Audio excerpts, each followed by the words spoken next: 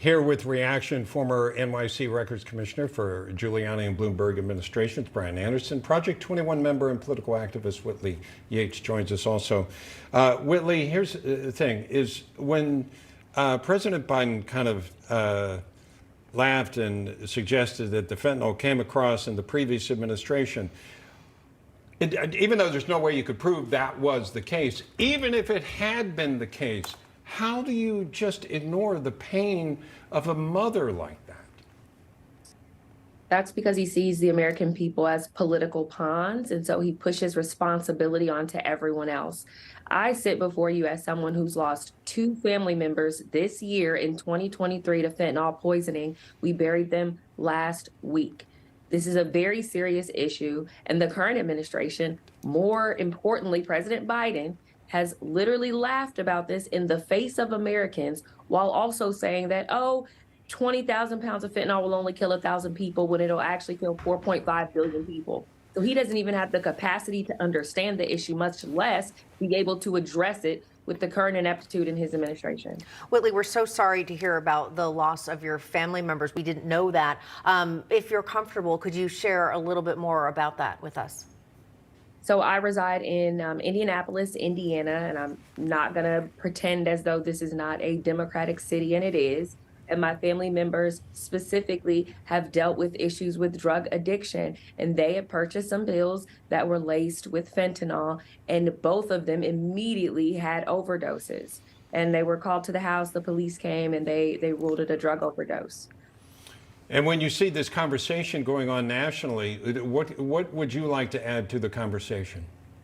I think that we really need to get to the root of the problem instead of passing blame from a previous administration. I think the border must be secure in this country. It needs to be taken seriously because we are losing 18 to 45-year-olds on a daily basis at alarming rates. It went from being, a 25% overdose rate to 50% under the current administration. And I think when we get the numbers, it's going to go up more. We know it's flooding in through the borders, but once again, the Biden administration and Kamala Harris do not want to secure our borders in order to protect Americans. Yeah, Whitley, thank you for sharing your personal story with us. We appreciate that. And, Brian, we do seem to be seeing an administration that is turning a blind eye to a problem. You would think that, okay, maybe people flooding into the border, they might not care, they might not focus on it. But then when you see Americans dying, when you see kids dying, not because they're choosing to take fentanyl, but because they may be taking some other substance that has then been laced with fentanyl, it seems, I think, painfully callous to see the President of the United States ignoring this to such an extreme. Well, the fentanyl crisis is a scourge, an absolute scourge, and it cuts across all social and economic conditions and people. In my own neighborhood, I know there's a couple of teenage kids that have died in the last couple of years as a result.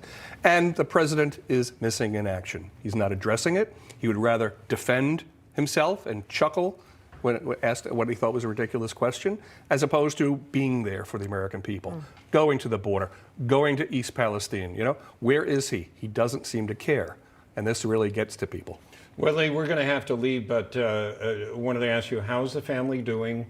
And what advice do you have for anyone else? I mean, just anyone, because, we're all at risk. And we know how imperfect families can be and how little control you can have sometimes on family members. But how's the family doing, and what would you pass along?